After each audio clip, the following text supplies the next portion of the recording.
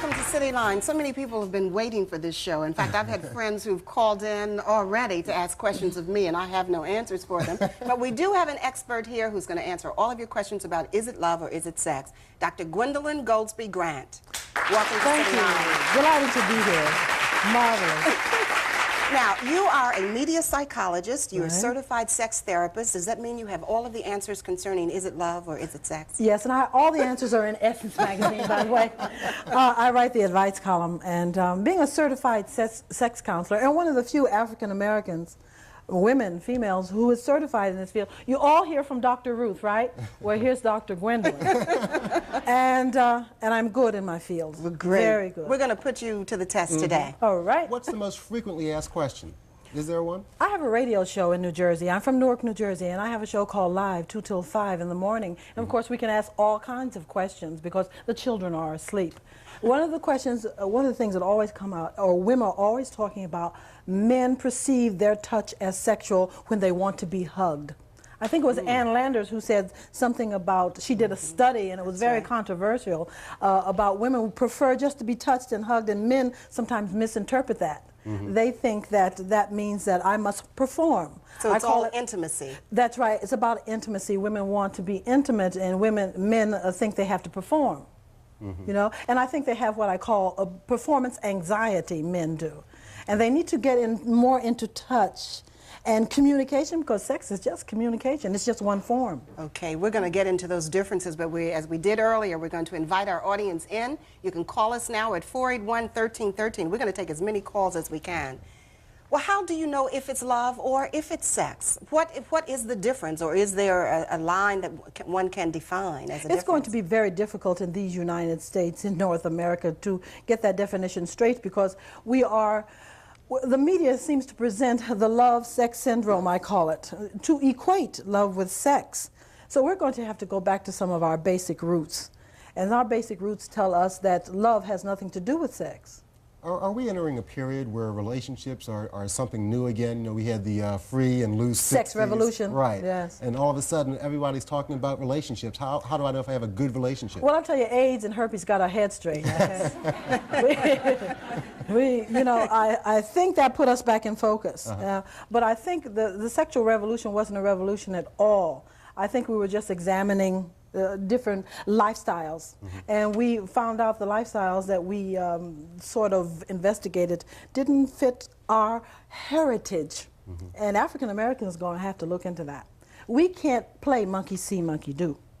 We must stay in our heritage in terms of what are the things that we learned. But isn't that creating the problems? Because if we use your premise, we're not staying in our heritage. Hasn't that created problems for us? Yes, it has. Yes, it has, because we think we're trying to be like everybody but ourselves. I was just interviewed by a black newspaper in New Jersey, and one of the things I said is African Americans are suffering from cultural confusion because we are mirroring the society. So what does that mean for us then? What should we be doing that we're not doing?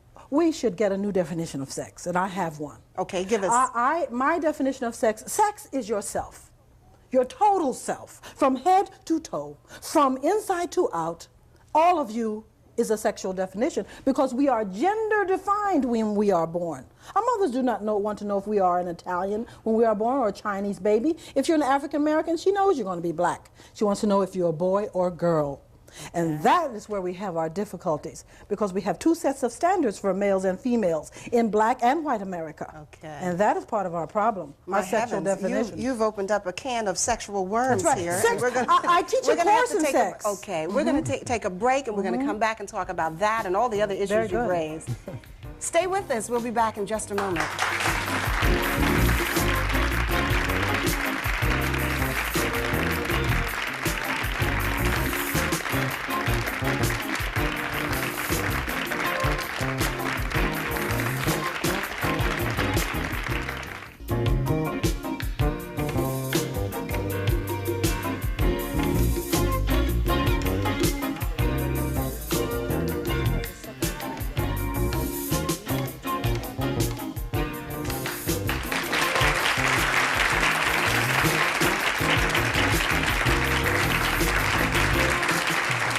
We're back talking with Dr. Gwendolyn Goldsby Grant of Essence Magazine about the question, is it love or sex? And we're going to get our audience into this in a moment, but I've got a question for, Yes, for you, and that is the marriage making a rebound? You know, over the years we've heard about the growing statistical increase in divorces and single-parent families and so on and so forth.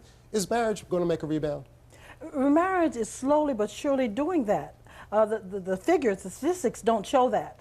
But if you were to talk to people like I do on radio, one-on-one, you get the feeling that people are going back to their roots for security, because this is a very insecure world, and then we have included venereal disease, and that makes it a dangerous world.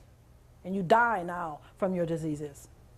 And that anxiety, is that coming out in a lot of the therapy that you do as a sex counselor? Yes, very much so, and especially on radio where people can be anonymous and they can say what they want on radio. I really get upfront remarks about how they really feel. Okay, let's try to get some remarks from our viewers at home. There's someone waiting. Hi, you're on City Line. Yes, I'd just like to know, I know we're not supposed to smother our men in today's days and times, but do you think that I'm being insecure if my man can get up from sex and go play basketball and be with his friends and still say he loves me? What is it that you're asking him? What is it that you want from him?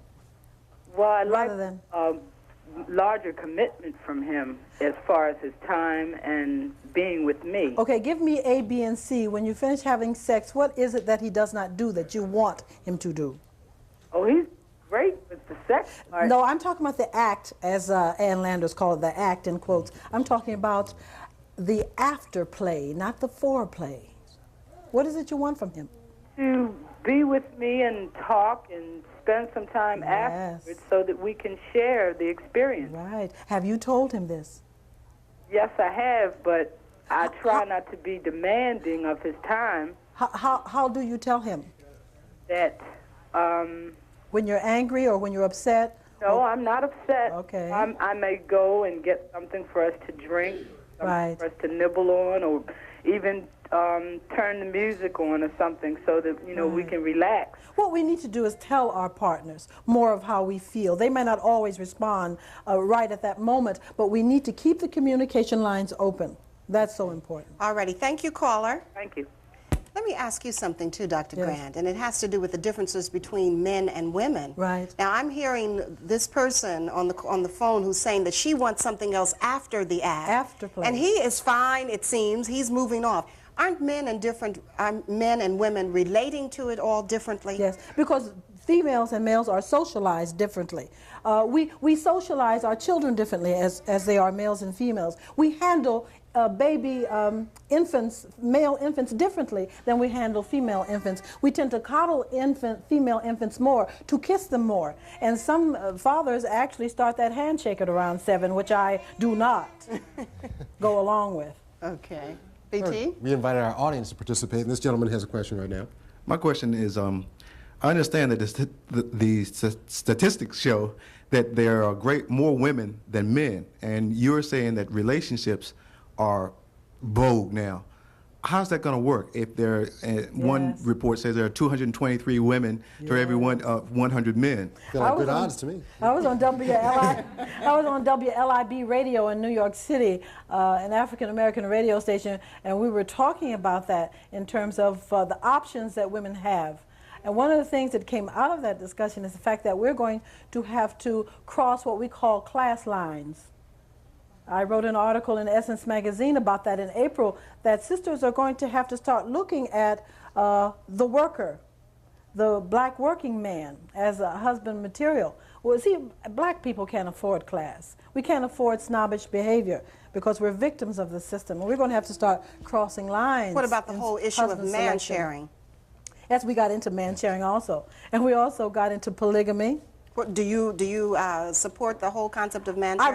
I rather not give my value judgments, because people's lifestyles, I don't give that on abortion either, because I feel that the situation must be dealt with according to what's happening with that person at the time. So that is a possible way of resolving it. Is a possible way. In New York City, there are a lot of instances of polygamy going on. Okay. Let's take another call from home. Hi, caller. You're in touch with Dr. Grant. Hello? Yes, go ahead, please. Okay, first of all, I'd like to say hello. And Hello. First of all, I'd like to say hello and happy Mother's Day to all the mothers. Okay. Thank you. Mother Murray and Pinckney. Thank you very much. Okay, I want to find out if it's just sex as far as my relationship with my friend. I care a lot for him. He does little things to show me that, but it's just the fact it's just not enough. What kinds of things does he show you? Okay, he gave me flowers for Mother's Day. He gave me a card for Valentine's Day. But we've been together for a long time, and I know there's plenty of women out there for the men. But I just want to, just not just have just a sex thing. See, I want my feelings to know that he has feelings for me too. Right. One of the things you need to do is to discuss things openly. We tend to discuss it with our girlfriends, don't we, girls, ladies? We tell them all about what he didn't do, and we don't tell him a thing because we're afraid we're going to bruise his ego. Well, my mother said you can get more flies with honey than you can with vinegar. It's the way you tell a man. I tell my husband anything I want him to know, but it's the way I tell him. I do a lot of pillow talk, and if I would like for him to move this way, I whisper it in this very feminine, very loving manner. Move over here. It's the way you tell it, and you can't tell it when you're angry and enraged. What you do is you say, I'm very angry right now. I don't want to talk about this, but, tomorrow or the next day, I want to discuss this with you. But what we do, we hide from our feelings, from each other. I believe you have another question over here. Hi. My question is this. I've found in a lot of men nowadays, you cannot have a friendly, loving relationship without having the sexual act. Yes. Why is this? Because men are taught to be sexual aggressors. They think they're supposed to. I remember a very funny story about my cousin. He was on his way to a party, and he said, I went by this house with this guy, and we were dancing with these girls, but I was going to see my girl, and I was dancing with this girl, and I finally asked her for you-know-what. And she said, yes. I was just asking. You see how he was just asking. She didn't know how to play the game. She said yes. All right? So men tend to think they're supposed to be sexual aggressors. So what you need to do is talk about that. But in 1986, though, women are just as aggressive as men in terms of telling men what they want. I heard about it. I've heard about the sisters are, we're kind of developing monkey see and monkey do behavior in lots of ways. We're dying of lung cancer now, more so than men almost, women, because we seem to mirror their behavior. Is that bad?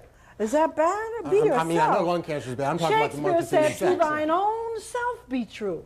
Be yourself.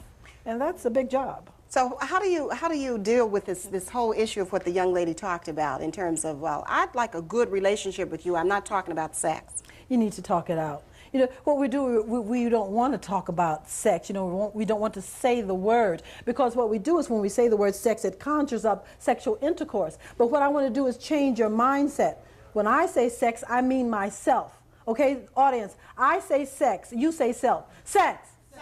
There. See, I've changed your image already. It's the image, yes. Our imagery is incorrect about sex. It's yourself. We're going to come back and do a little bit more in that imagery area and find out a little bit more from Dr. Grant. Stay right with us.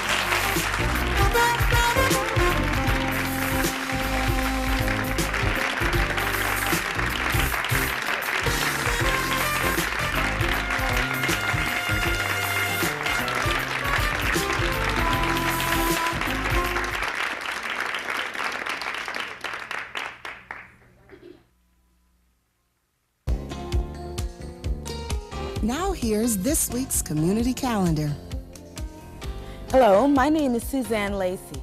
The Wives of the Baltimore Orioles invite you to attend a fashion show and luncheon on Saturday, May 17th at the Reisterstown Road, Blue Crest North. The cocktail hour will begin at 11:30 and Bambergers will present a New York fashion show at 12:30 during the luncheon. There will be door prizes and raffles. Proceeds will benefit cystic fibrosis. For further ticket information, call 666-3616. Hello, my name is Cynthia Cook. The Belmont Elementary School is proud to announce its first school reunion on Sunday, May the 25th at the school. 1406 North Elmont Street from 4 to 8 p.m. All former principals, teachers, students, and staff are welcome to be part of the festivities. It's free, and we're looking forward to a grand time. For further information, call the school at 396-0578. Hello, my name is Richard Green. The Black Law Students Association of the University of Baltimore will be holding its Senior Awards Banquet and Alumni Reunion on Saturday, May 31st at the Sheraton Inner Harbor from 6:30 p.m. to 2 a.m. The guest speaker will be the Honorable L. Douglas Wilder, Lieutenant Governor of the State of Virginia. For tickets and further information, call 625-3078.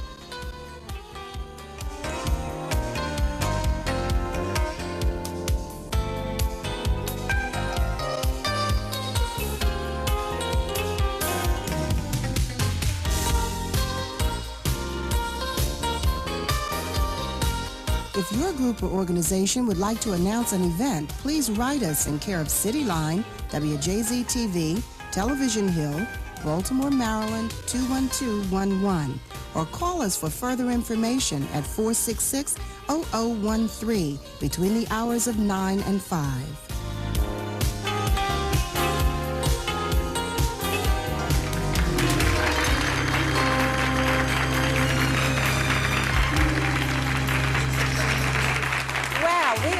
A fabulous time talking about sex on City Line with Dr. Gwendolyn Goldsby Grant. And we've got a caller waiting from home. Hi, caller. You're on City Line. Hello? Yes, go ahead, please. Okay. Okay, you cannot listen to yourself. Hey, hello. You're going to slow us down. First, I'd like to say Happy Mother's Day to all the mothers. Thank you. Please go ahead with your question. I'm going to have to click you off if you don't respond. Hey, first of all, me and my wife, we have a very good, friendly relationship. But I feel a lot of times she doesn't show me a lot of affection. You know what we tend to do? We tend to treat others the way we were treated. And sometimes persons did not receive affection in their primal environment during mother and father and child, and they seem to respond to that. Again, you need to talk about your need for more affection to your wife. She may be in a bind psychologically about that. Yeah. Mm-hmm. Have you talked with her about your desires and your needs? Yes, I've talked to her, and well, we talked several times about it, and she tells me all the things that I want to make love to all the time. Right. It's not that. Well, she's doing what we said before. She's interpreting the data, the touch data, as sex, the way some males do, you see? So you've got to talk to every touch is not for sex. Okay, so it means communication, okay, caller? I'm talking to you when I'm touching you. Thank you. BT? Yes, we have another question. Hello, Dr. Gwendolyn. Hello there. Happy Mother's Day to my mother, too. Oh, that's nice. You said before that men are usually aggressive. At the same time, when they become involved with a young woman, they appear to be emotional also until something occurs and they become disappointed. Their ideas of grandeur, perhaps, that you may want to marry them or commitment, that's what you're talking about. Not necessarily commitment, but that you're a different person than, maybe commitment. You're a different person from what they perceived you should be in the beginning. I think as Dr. Joyce Brothers said that men now are getting spoiled because they're in the majority. So they tend not to want to commit. But I think brothers will commit if you have what I call the honest plan, the open plan, where you're not playing games with each other. I'm afraid of the game playing. You know, maybe I misread your question. I thought you were going to say that once the sex act has occurred, then men change. Is that what you were leading up to? No, I'm not saying that. I'm saying that once you are no longer interested in a man, he becomes more emotional than he was aggressive, perhaps. In other words, after you dump him, all of a sudden, he's ready to say, well, wait a minute now, let's talk about this. Then you're the bad person. When you were an angel before and you were a darling dear. Well, he's suffering from rejection. What do you want from him? He's speaking to his pain, you know? And that pain is not to do with you. It has to do with how he's feeling. He just projects it onto you. And men don't like to be rejected, do they? Oh, no. No, they do suffer a lot of it. Well, who does? I don't understand why they can't just deal with it and remain your Well, friend. we're all just human, that's why. Okay, All right. thank you. We got another call from home. Hi, caller, you're on City Line. Yeah, I'd like to know, I know that she writes for Essence Magazine and she also has a radio show. But what I wanted to know is, do she have sexual therapy with people on a daily basis? You're on one-on-one. No, I do more group work. I do group work, not the one-on-one model, but I'm a group. Okay. Well, what I wanted to know is that the people that go through sexual therapy, do women actually reach an orgasm, and what are the percentages of the people that go through the therapy? I think we're becoming too orgasm focused. You know, I really think that's a mechanical kind of thing. What we need to get in is to what one of the floor managers said, Pat, take all of me, all right? And I think we need to get away from the focus. Sex is between your ears, not between your legs. So that it's more of a total nurturing and total intimacy. And once you get in touch with yourself and know yourself, your body will do what you want it to do. Okay, now let's talk about a new emphasis that's been taking place in the past couple of years or so, it seems, and that's sex and the over 60 person. Yes. You like that, don't Yes, you? I like that because I'm going to speak down at Fort Magruder Inn for Riverside Hospital of Newport News, Virginia on May 22nd. I'm going to be talking about the problems of the elderly. We think sex is for the young. I'm here to tell you, my father, before he died a couple of years ago, was a very sexual person after my mother died. And I never thought of my father as a man who got an erection or anything like that. Well, I'm here to tell you, you do not die after 65. And we need to begin to see older people as sexual persons. Okay, we're highlighting a lot of issues here today. We really wish we had more time to go into them. Right. Let's take another call from home, a questioner. Hi, you're on City Line and in touch with Dr. Grant. Good morning and happy Mother's Day. Thank you. I'd Same to you. like to get a suggestion on how to improve my attitude toward the males after crossing the social line. I have attempted to do that, but in doing it, I find myself under pressure to understand the fact that he needs to work 24 hours a day, which doesn't leave very much time for myself. Having a educational background and making that a difference between he and I, he's stopped to understand that about me, but I can't seem to grip it. I feel insecure about where he is, what he's doing. Do you have any suggestions? Yes, that has nothing to do with him. It has a lot to do with you. See, you're saying that has to do with him. That has to do with what's going on inside yourself. You need to know why you're upsetting yourself over what you think he's doing. You see, what you're doing is it's an incorrect focus. Look into yourself for those answers. Take an inventory of you rather than of him. Because it's never the problem that defeats us, it's our attitude toward the problem. Thank you.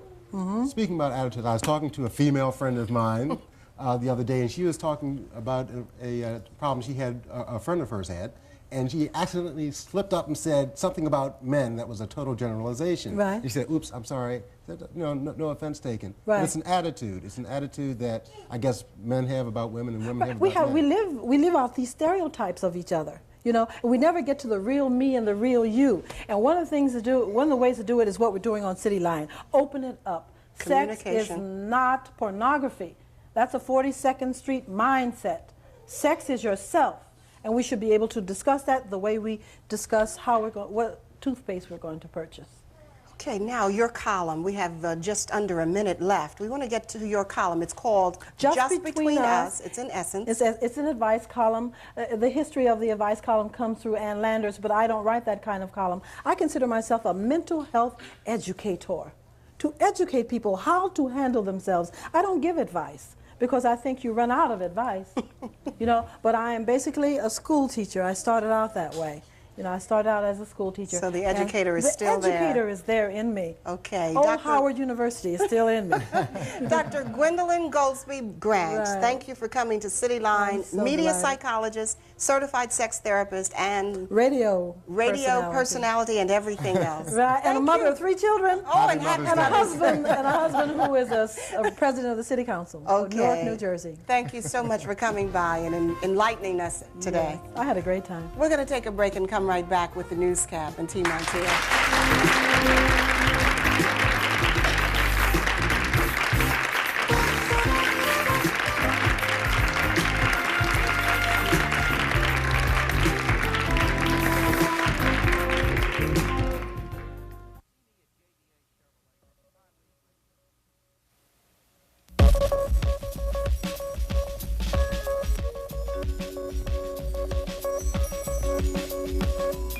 Good afternoon. Topping today's newscap. With Preakness fever hanging heavy in the Baltimore atmosphere, horses seem to be a common topic of conversation. And so appropriately today on Newscap, we take a look at black participation in the sport of horse racing locally.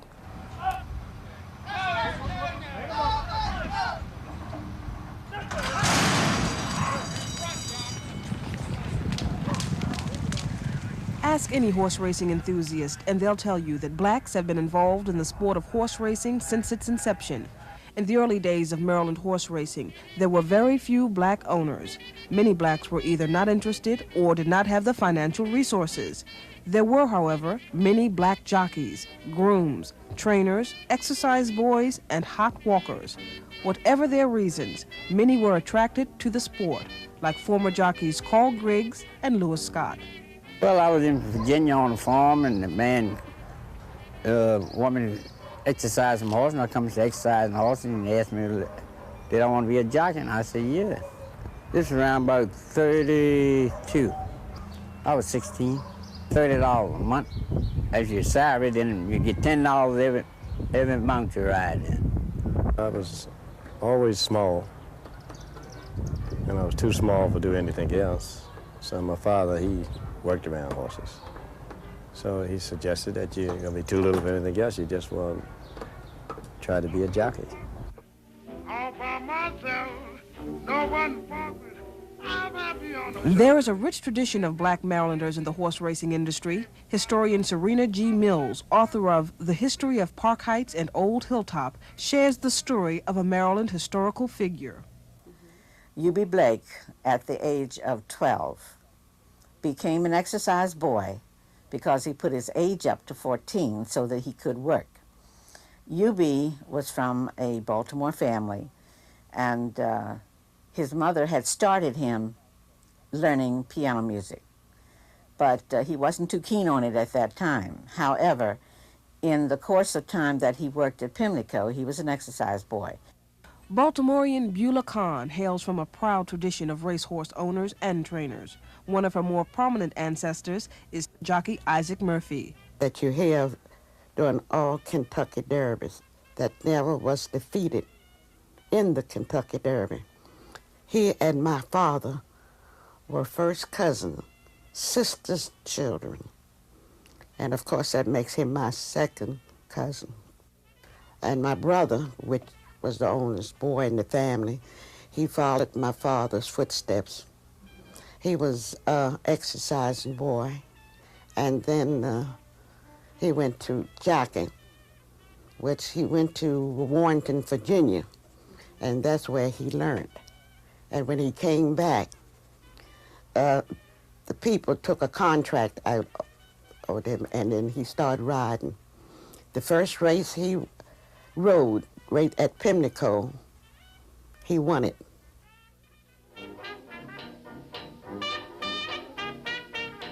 Mrs. Kahn has devoted an entire room of her home to act as a museum. Historical photographs line the walls depicting a lost era.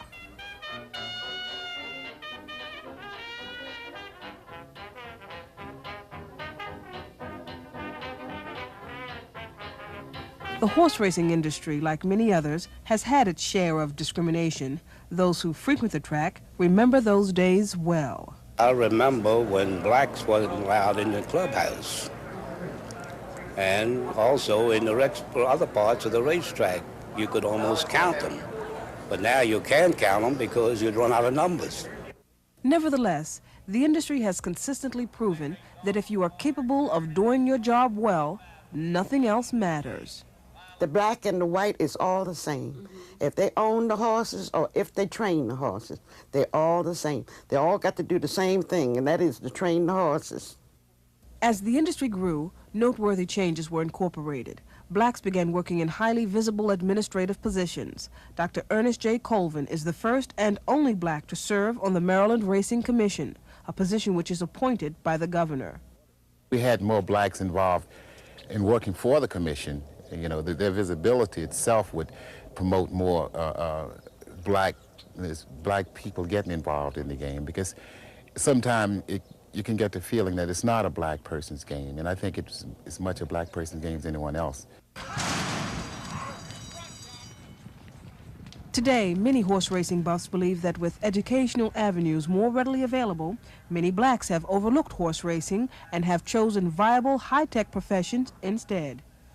Our race is going out for different other fields. More blacks are going into the computer industry because it means more money, it means more education to the younger people. For those who want to become involved in racing, Dr. Colvin offers some viable suggestions. Well, I think young people, first of all, need to go to the races, look at the game, be around racehorses. I would say go on the backside. The backside is where the trainers and grooms work with horses and learn all they can about racing, about the horse himself and about racing. Then they can decide if they want to get in the game. And for those who want to go to the races to make a few quick bucks, Beulah Khan offers these words of advice. Nobody knows anything about a horse. They can tell you about the breeding of a horse and the way they train in the morning, a time like that. But when they turn that horse loose on that racetrack, you don't know. You wish for the best. You bet on it to win, you pray for it to win, because nobody knows.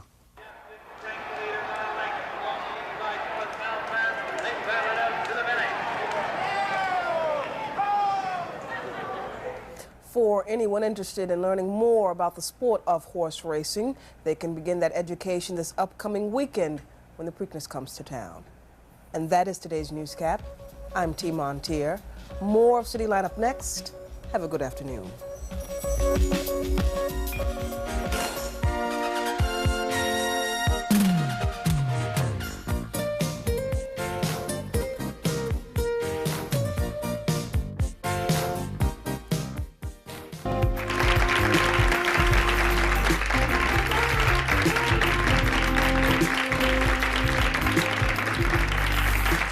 Welcome back to City Line. In an effort to get our minds off of sex, we're going to change hard. this. I know. That is very hard. Harder for some than others. We're going to switch gears a little bit and get into something that ladies do to help make themselves more sexy, I guess. And we're going to take appealing. Of course. And we're going to take a look at some hat fashions designed by the one and only Patrice Johnson. Welcome. Patrice, what got you started? What made you decide you wanted to design hats? Well, I started off as making hats as a hobby, and see, I'm a churchgoer, and I would come into church with different hats for mostly every Sunday, and people would come to me and ask me where did I get the hat from. I would say I designed it myself. Then the people became very interested in my hats, and I said, why don't I go into business? Because people are very interested, and I thought I would make a lot of money just off of making hats. And that's how I got started. When you got started? 19. 19? Yes. And how long ago was that? 3 years ago. Wow, but this is fabulous. Well, the one that you have on is absolutely gorgeous.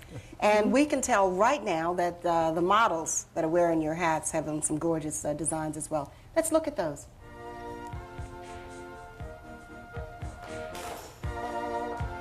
Tell us a little bit about this hat. Well, this is the wide brim hat with the Malene design, the veil.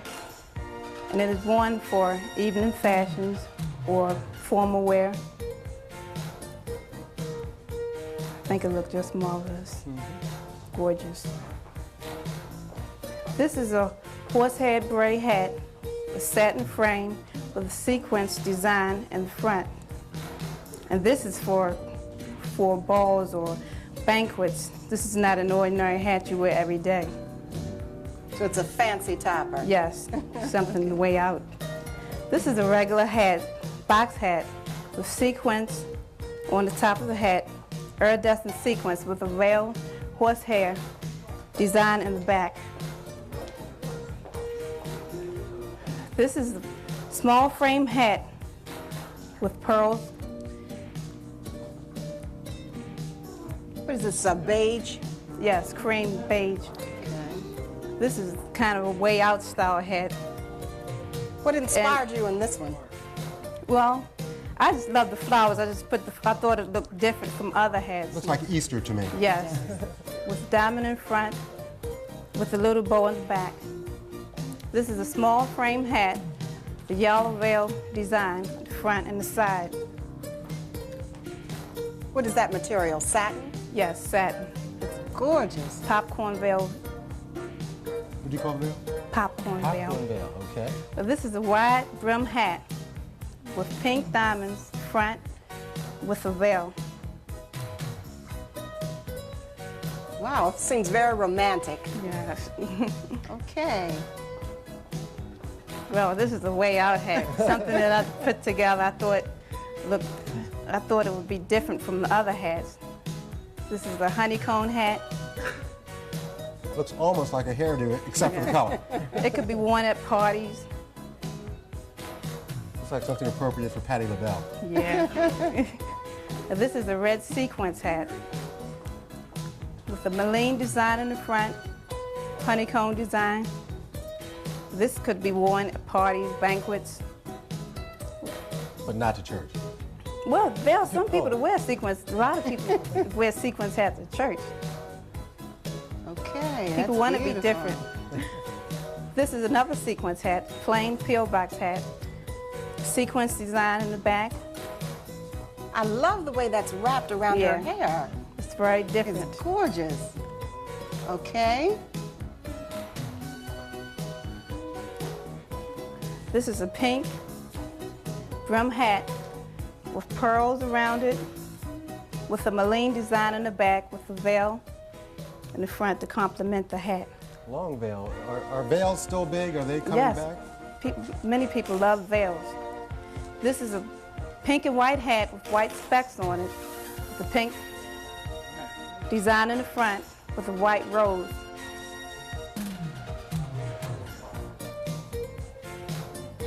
Okay.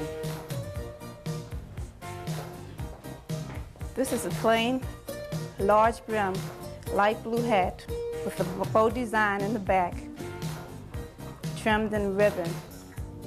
So this one, you just decided on something very simple but elegant. Yes, simple.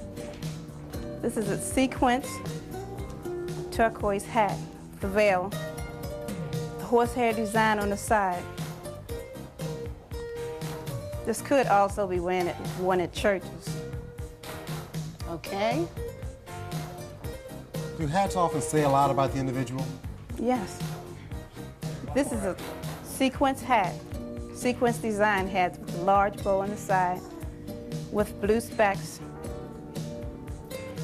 It seems to me, though, Patrice, that you have fun with these, don't you? Yeah, I think it's very fun when making designer hats. This is a headband, honeycomb headband. And the headbands are out now. Oh, this is gorgeous. And I thought the honeycomb would be something different. Fantastic. You are an exceptional talent. You do great. Thanks a lot. Listen, we've got to take a break, and we'll be back in just a minute. Please stay with us. Thanks, Patrice.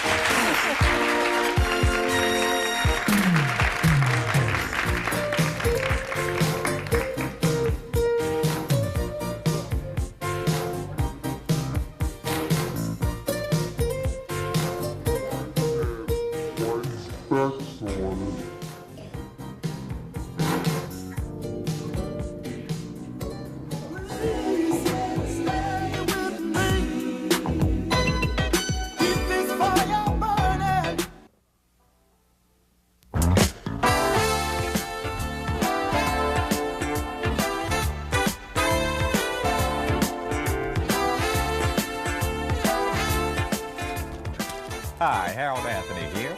Leonard Brown, Reginald MacArthur, Ricky Lewis, and Larry MacArthur, better known as the Controllers, first sang together in an 8-member gospel group while still youngsters. These brothers and cousins were down to a quintet by the time they were in the 9th grade, and they had their first regional hit by the time they were in high school. In 1975, the quartet was signed to a Birmingham-based record company, and their first album yielded the internationally successful smash hit, Somebody's Gotta Win, Somebody's Gotta Lose. The Controllers exhibit the individual talents of each member, and when it comes to showmanship, exuberant choreography, and the smooth harmony, the Controllers are one of the most gifted groups in the music industry. Here they are with their latest hit called Stay.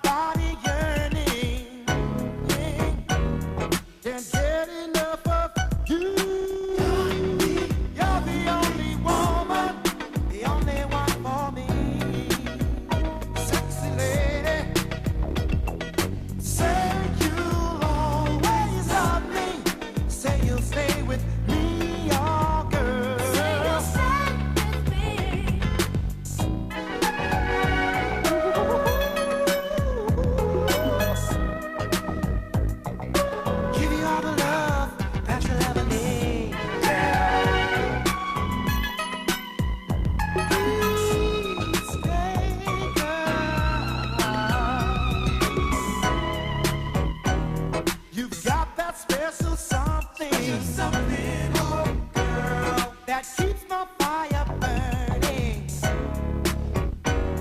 I've got to tell the whole world, can't get enough of you. So my baby, please stay with me. Keep this fire burning, burning, baby. Please stay,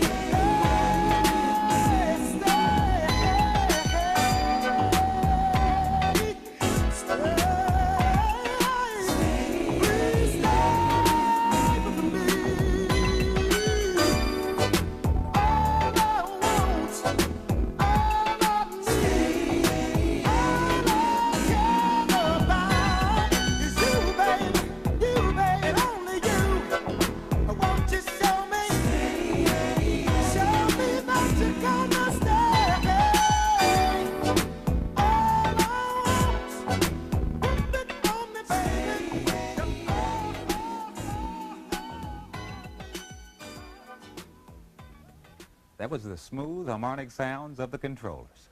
Listen, if you're wondering whether anything is going on exciting in Charm City, it gives me great pleasure to inform you that our famed Baltimore School for the Arts is in the process of presenting their Spring Fever performances. The performances will be going on now through May 28th and will culminate the year's work by the students. The theater department will present, are you ready for this? Lysistrata, Aristophanes' timeless satire of war-making and love-making. The dance department will present a program of classical ballet, modern and jazz dance. The music department will present a series of concerts with highlights including a joint concert by the Annapolis Brass Quintet and the School for the Arts Brass Quintet. And the visual arts department will hold 2 exhibitions. Tickets for these performances support the school's visiting artists and production and exhibition programs. For further information, call 396-1185. And if you're seeking employment, then the Ena Pratt Free Library is planning a job hunting strategy workshop. The workshop will be held at the library located at 400 Cathedral Street from 5:30 till 8 p.m. on Wednesday, May 21st. To register or to obtain further information, call 396-5394. Also, if you'd like to be a part of the biggest party in history, take part in the Hands Across America project. A part of the USA for Africa campaign, the joining of hands symbolizes a commitment, and on May 25th, some 6 million people across the nation will hold hands to show their commitment to fighting hunger and homelessness. Each space in line costs $10, and the companies and organizations around town are urged to purchase miles. For more information on this event, call 547-2400. Or if you wish to join the line or make a pledge, call 1-800-USA-9000. Listen, has anyone ever told you that you resemble a famous movie star? Well, if so, you'll be interested to know that on Wednesday, May 14th at the Harbor Place Amphitheater from 1 to 2 p.m., Candy Promotion is holding a Hollywood look-alike contest during Preakness Week. That's right. If you look like Eddie Murphy, Kenny Rogers, Tina Turner, or some other famous Hollywood type, then you won't want to miss this afternoon of fun when Hollywood comes to Baltimore. Contestants will be judged by a panel of distinguished judges, and prizes will include a contract as a movie extra, free movie tickets, free dinner, and a host of other fabulous prizes. Animal lookalikes will not be accepted, so if you look like Mighty Joe Young, you can sit this one out. You can reserve yourself a place in the line of contestants and get more information by calling 547-0688. And with that, I'll be looking forward to seeing you here next week. I'm Harold Anthony saying have a great Sunday.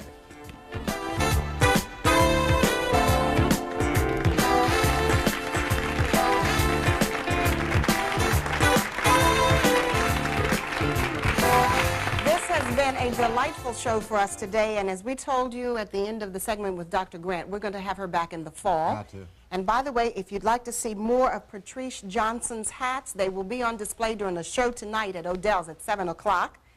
And I'd also like it's to worth mention, going. Oh, definitely. I'd like to mention to you quickly about the Larry Dean Memorial Fund. They're having a ceremonial tribute at Coppin State College on May 17th, and a champagne party at Godfrey's Famous Ballroom on Charles Street. If you want more information, you can call 367-3501. And since we're fast running out of time, next week's show is about blacks and the capitalist system, and we will be talking to William Reed out of Washington, D.C. about the role that blacks ought to have in making money. That's right. Right now, before we run out of time, we'd like to introduce to you the newest member of the WJZ TV staff, the son of our director, Paul, and his wife, Joanna, who, by the way, happens to work in our traffic department. Paul and Joanna have a lovely young child.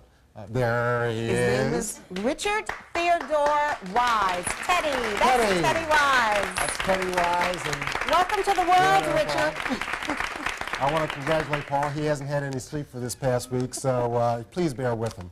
And you can relate to that, I can can't definitely you? relate to that, yeah, definitely. But that's great, Paul. Congratulations to you and Joanna. That's our show for today. Thanks for being with us. Oh, okay. We also wanted to mention that the hats were also available at Fallon's Montgomery Indeed Mall. they were, and the models that you saw wearing those gorgeous hats are from Travis Winke's studio. Right, and we want to thank Fallon's also for the fashions underneath the hats. That's right. Right. Okay. You get everything in? Yes, and who are you? I'm D.T. Bentley, I think. And I'm Jackie Hall. Have a happy Mother's Day. Happy Mother's Day. Bye-bye.